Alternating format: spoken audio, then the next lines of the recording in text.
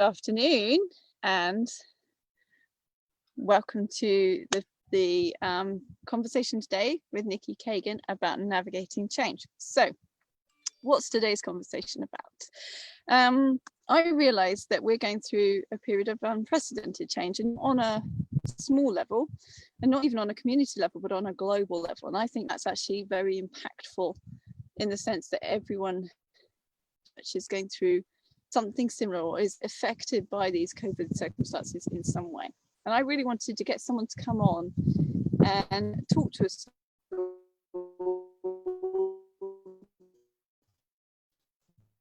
about how we might be able to navigate that. And Nikki is she's a coach, she's a facilitator, she does the work with horses like I do. You're also an author of a book about leadership. But I want you to sort of share a little bit about how did you get into the work about change, and give us a little bit of a background about who you are, where you're calling in from today, and why might have I spoken to you about change today.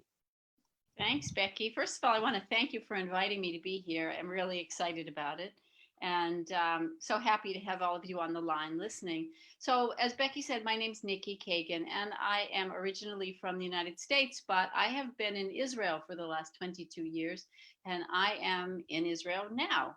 So I have been a coach, corporate facilitator, management consultant for more years than I can remember. I care to remember because it dates me, but 30 plus years. And my approach to leadership development has changed over the years as I have matured. And so I found that all of these topics, navigating change, managing conflict, leading and managing, they all have at their foundation looking at who we are as individuals and mindfulness and awareness. And so when you, Becky, asked me to speak about navigating change, and as you spoke in your opening about the fact that we're all undergoing this at the same time, I see this as an incredible opportunity for us to look at what we can do differently, both collectively and individually, for coming out on the other side of change in a better place. Does that make sense? Absolutely. So your work predominantly at the moment is with corporate groups, is that right? Yes, it is for the most part. I do have some individual clients, but it's primarily with corporate groups. And this is, of course, a big topic for them. And we look at COVID-19 as the big change, but I'm willing to bet if I asked any of you out there, what was the last disruption you experienced prior to January 2020, you would probably have no trouble coming up with it. So my point in saying that is, while this is a collective disruption, it is nothing new. We experience disruption all the time. This one just happens to be significant because it's happening all over the world at the same time. So. And I think that's a really good point that you make, that it's really good to stop and take a moment to ask ourselves, where have we navigated change before? Exactly. So that we can look at some of the resources and skills that we've used historically as a benchmark, as a start point so this isn't entirely new. It might be a completely novel set of experiences, but actually navigating change isn't entirely new. And one of the things we talked about beforehand was that what's the difference between corporate groups and working with individuals one-to-one? Why is what we're talking about, why is that relevant to the average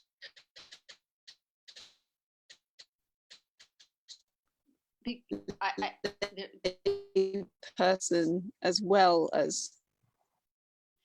It's an interesting question. And the reason I say that it's interesting, because my approach to leadership and the corporate world is that we are all individuals first. So at the core of every good leader is the individual. So to me, it doesn't really matter if you're in the corporate world or not. At the end of the day, we're people trying to do the best we can. And in fact, the key to being a good leader is to find out about and be aware of who you are as an individual. So that includes being willing to look at yourself in all your glory and in all your pain, and look for the opportunities to improve for your own sakes, for the sakes of people you love, and for the sakes of the people you come in contact with, whether that's in work or school or whatever. So to me, there's no distinction really. And I And I think love, that's a little bit of a differentiator in my approach to leadership. So. and I love that idea, because I totally agree. At the end of the day, we are all people. When we show up, whether it's in a relationship situation, a work situation, a family dynamic, we're the same person. Mm-hmm. Exactly. So I love this idea that it's actually making the working world very human.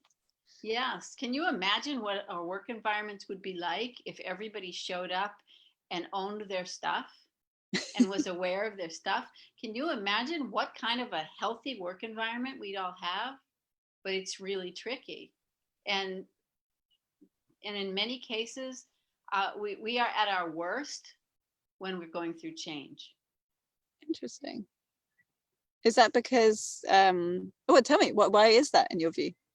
Well, I think it's because when we're out of our comfort zone, we have less control and our fears come to the surface. That's why the work with the horses is so powerful. That's why it works, because when we come to the horses, many people have not had experience with them. They're already out of their comfort zones and they can't rely on the normal ways of being, I should say, in the environments in which they're comfortable. So it puts the mirror right in front of their faces, and we have to face ourselves in all our beauty and all our ugliness. So I think that change is a great opportunity to really examine how we're showing up, and the key to it is, for me, is really about learning about resilience and how can I strengthen my resilience in the face of change. So you've been delivering sort of change management. It's actually a thing. You know, I never came across the concept of change management until I got into the leadership world. And like we said before, everyone's got situations where we've had to navigate change, whether it's you've moved house, or in your context, moved country. And whether you've changed a job, or whether you've started a new relationship or something like that. So we've all had to, in our past, navigate change. But actually in the corporate world, there's a financial benefit to actually going through a process, taking a team of people through the process of change management. Because at the bottom of the day, businesses are fundamentally about meeting a financial objective, being sustainable, if nothing else. And so there is actually some cost benefits, the reasoning behind change management programs. So what is it, when you're working with companies with change management, what sorts of things are you talking to them about? It could be something as seemingly mundane as an office move, to a restructuring of the organization, to a merger or acquisition that unseats a lot of people. And even though the reasons may be different, the emotions behind them are not. The only difference is that when it comes to something like an office move, that can be really disruptive for people. But because it's an office move, they don't feel that at liberty to talk about it. And management doesn't always take it seriously. Some companies do, but not all. And at the end of the day, there is a series of emotions that we go through in maybe varying orders or varying levels of intensity, but we go through them. And I think that if we are leading someone else through change, we need to be aware of and sensitive to that. And if we ourselves are going through change, it's important that we are patient with ourselves and accompany ourselves through that process and allow ourselves the space to feel whatever is coming up. And it's only through that feeling and that awareness of it that we're able to do something with it. It's like until you take it out and put it in front of you and look at it, you don't know what you're dealing with. It's a lot harder than it sounds, though, because it requires us to be really honest about what we're feeling. And not everybody can do that easily. I love the way you make the distinguishment between dealing with change for ourselves, but dealing with change for others, because actually it's a good point. For a lot of people, they themselves have had to go through a period of change. Maybe they're not working anymore. Maybe their relationship circumstances have had to change. But also there's a lot of people that with their jobs or their parents, or they are parents or they have parents that are looking after. So, and they're managing change for other people. So you're saying there's some similarities between those two journeys? Absolutely, absolutely.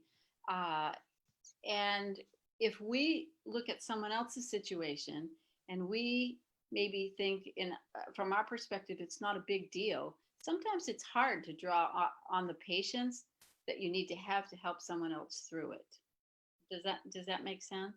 And when I talk about resilience, one of the things that comes to mind for me, and we all know this because we've seen it through the coronavirus issue, there's always some good in there, always, even if it's a tiny kernel of goodness. And as hard as it is, I always encourage people to think about what's one positive thing around this notion of change. And if we can shift our focus to making that one positive piece bloom into more, and just shift our focus away from all the negatives, because the negatives are often stories that we tell ourselves. And that's part of the awareness too. What story am I telling myself? Is it something I've brought from my history?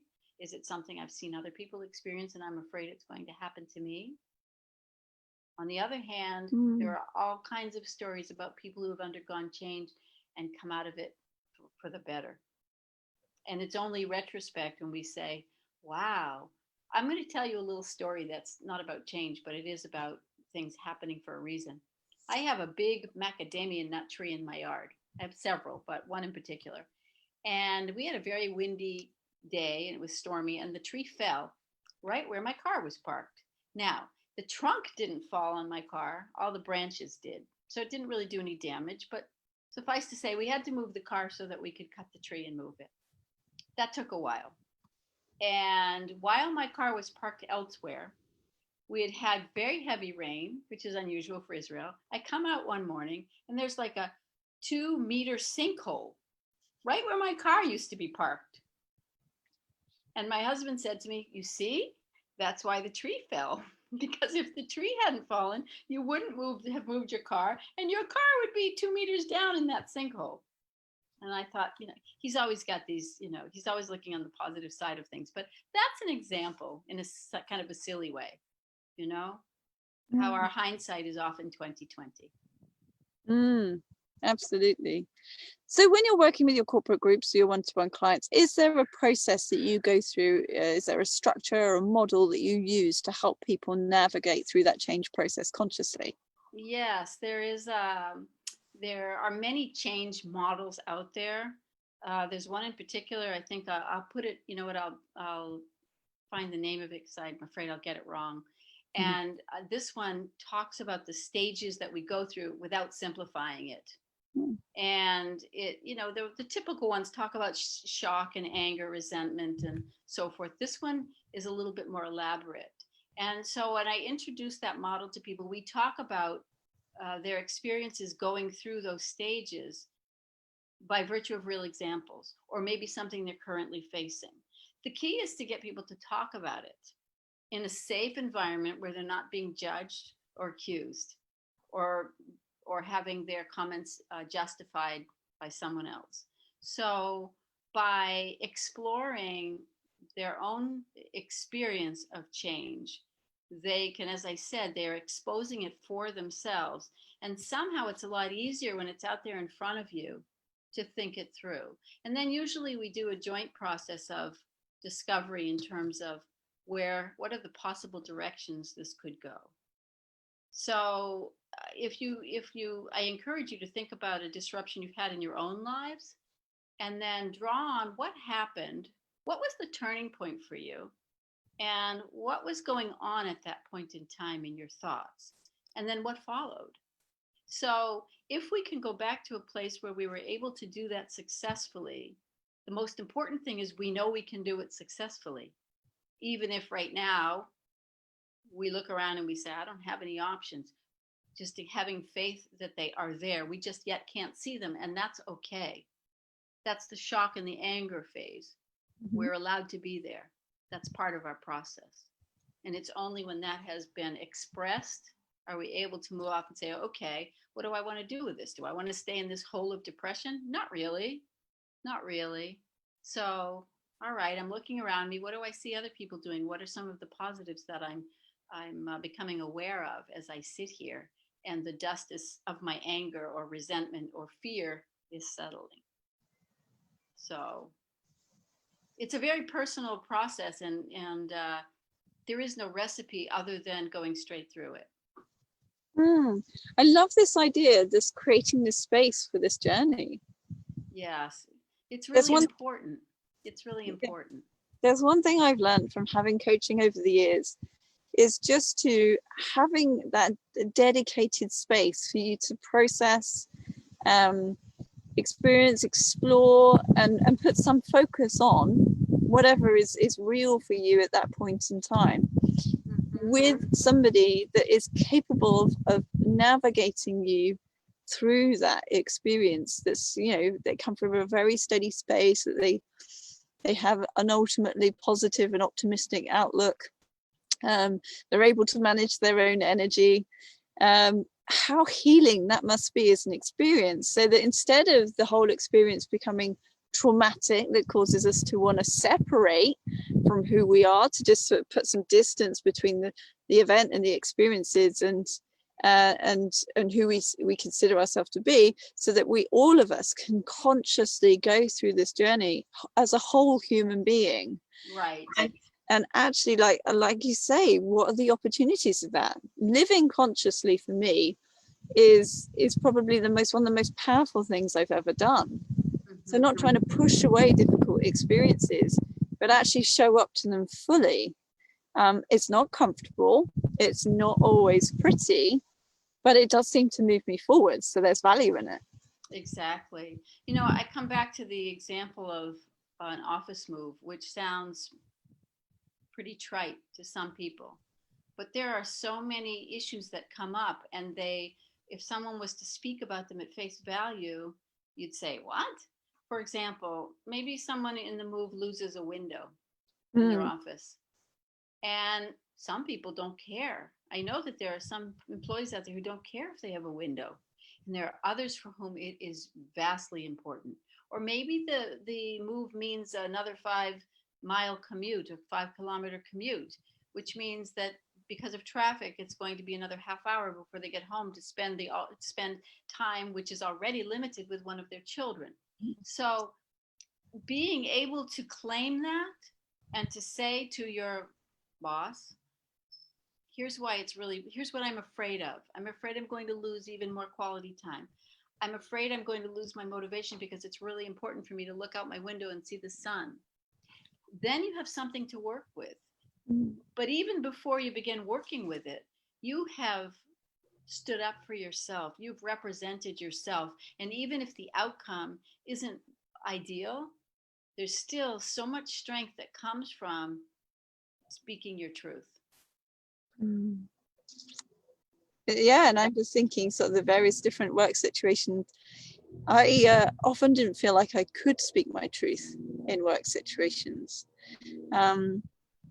And I wonder how many people listening to this find themselves in a similar situation, whether it's a family dynamic or a financial dynamic or a work dynamic. What advice would you give to people in that situation that just don't feel like there's a space for them to speak their truth? I think it's a question of really getting in touch with, if I don't advocate for myself, who will advocate for me? Mm-hmm. And 2 nights ago, I did an interview with Linda Watson on leadership, equine leadership. And we were talking about my horse Piloni and how I came into horses late, got up to speed very quickly. But before that, I had a really hard time putting my views out there if they were different than the masses. And I kept thinking to myself, well, they must know more than me. I can't possibly know more than them. But inside me, I kept thinking, but I know what's right for my horse. I know what's right for my situation. And then I amassed the courage for his sake, because it was easier to do it than it was for him than it was for myself. But it is a question of self-worth, self-efficacy, and thinking, if I don't advocate for myself, who is going to do it for me? And who can I point the finger at? No one but myself. So that's the first thing, is to care enough about yourself. And I know that sounds harsh, but you do have to care enough about yourself to put it out there and not be apologetic for it. A radical act of self-love. It is. That's a really good way of saying it. Radical. It's a really good way. And you know, I know people who have put themselves out there, and the result at work, and the result was they discovered that they were not really where they wanted to be. Yeah. Huge change, but now they're doing something that they really love. You bring up a great point about not fearing change. Exactly. Nothing stays the same. Everything is dynamic. If you're feeling exuberant and joyful today, it won't last. If you're feeling depressed and sad, that won't last either. Life is meant to be dynamic. Nothing stays constant. Nothing. So I came from Maine, and they used to say, if you don't like the weather, wait a minute. And now you live in Israel. And now I live in Israel, and the weather really doesn't change all that much. You talked a little bit about resilience. So I'm going to open it up to anyone if they've got any questions right now, bearing in mind of everything you shared so far. And whilst anyone's formulating any questions and pops them in the comments box on the live stream, I'm going to ask you to talk a little bit about resilience. What does that mean to you? What do you understand resilience to be? For me, resilience is being able to face what's in front of you and not be taken off your path. So it doesn't pull you away and disrupt you. It doesn't mean you ignore it. But it means that you don't succumb to it. To me, that's what resilience is about. And it requires being really aware of what's really urgent right now. In the words of Stephen Covey, it's like urgent versus important. What's really urgent? What's really important to me right now? It's about self-validating and being ready to self-advocate.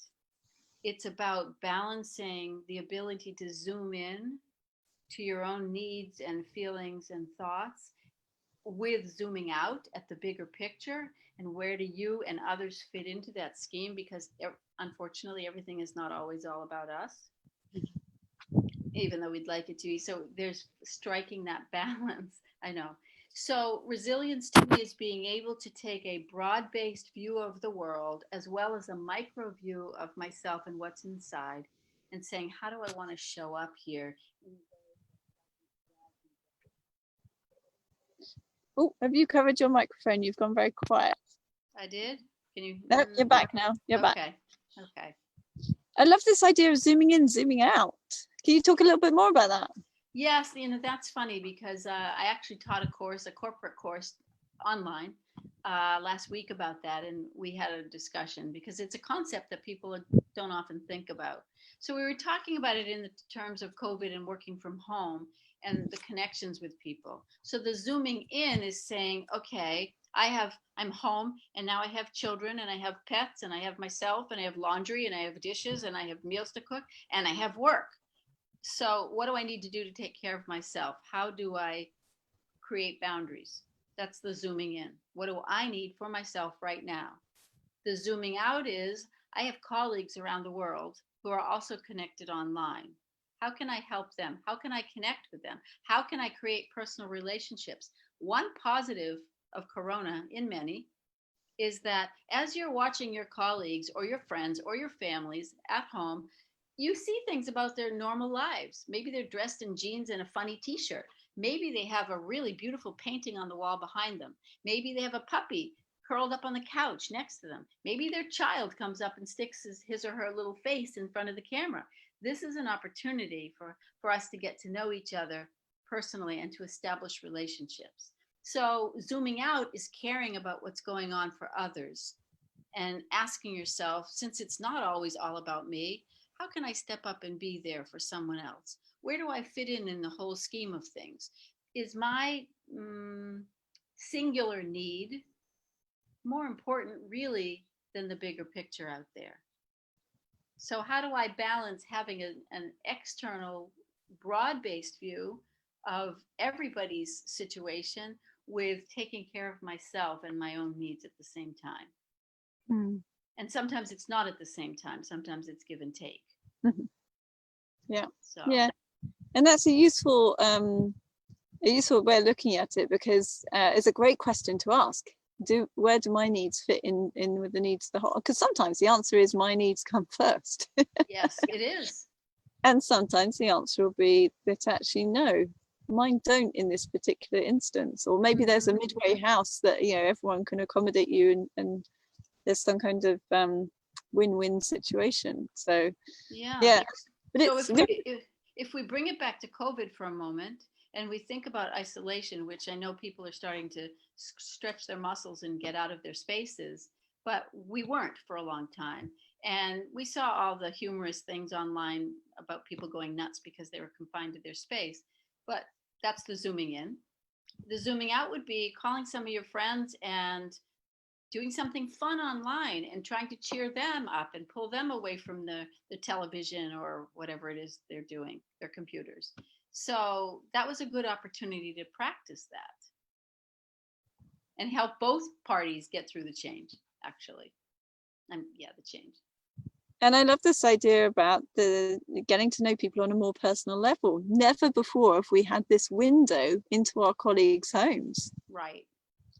And yes, they may show up differently at home that they do at work. Like you say, they may have children or pets, or a very interesting, you know, you taste in art, like you say, that you were unaware of. And I love this idea that those of us that are going through this experience together may come out very bonded. Yes. And talking just about what's going on for you. How are you doing? Who's at home with you? How's that working for you? That must be really frustrating. Yes, I've got this, my neighbor's making all kinds of noise all day long. Or I have to share my computer with my wife and my 2 teenage kids. And I'm trying to get my work done. There's all kinds of dilemmas that people were experiencing through this. And something, we're running out of time, but I really want to briefly touch on this, is the comfort zone model, because I think this is very relevant with the concept of change, that we are invited very much to step out of our comfort zone in this situation to discover what opportunities are available to us and what life presents.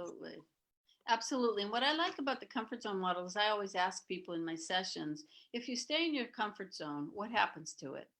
And they all say it stays the same. And the answer is no, actually it shrinks. And so there is an element of stress that comes with learning when you step out of your comfort zone. So those two layers, if you think of concentric circles with the comfort model, the comfort zone in the middle, and then you have learning and stress, those two are kind of blurred at times, because to learn is sometimes stressful, but beyond that is where you really get the benefit. Now, if you go too far and you push yourself too far out of your comfort zone, you get into panic, and that's not good either. So it's a matter of really listening to yourself and being honest about what your boundaries are, and expanding them in small increments so that you can need it. And I like that idea that there is a too far. I like, that it's acceptable. I know for many years I was pushing myself way too far out my comfort zone. And actually, ultimately, it was to my detriment, because it was taking me such a long time. And I just had too high an expectation of myself. And I'm thinking of all those people that are having to work from home, look after kids, maybe do schoolwork, and feeling like they're failing. For me, that would be expecting yourself to perform as well as you do at work, but in a home environment with all these distractions, for me, would put me in my panic zone. That's just not realistic. No, and I heard one speaker say something about, it's not that you are now working from home. You have to work less, because when you're working from home, you have 2 jobs or 3 jobs or 4 jobs. So the expectation that your productivity would be the same as it is when you leave your home and you spend 9 hours in the office is unrealistic. And it just sets ourselves up to fail, and it ruins our self-confidence. Mm. So that's the part of realism. So yes, I completely agree with you. So we've run out of time for now. I feel like there might be a part 2 conversation which we haven't even got onto, which is actually how do you integrate when we actually find ourselves going back, and restrictions are lifting for you in Israel, you're saying, but we're not there yet.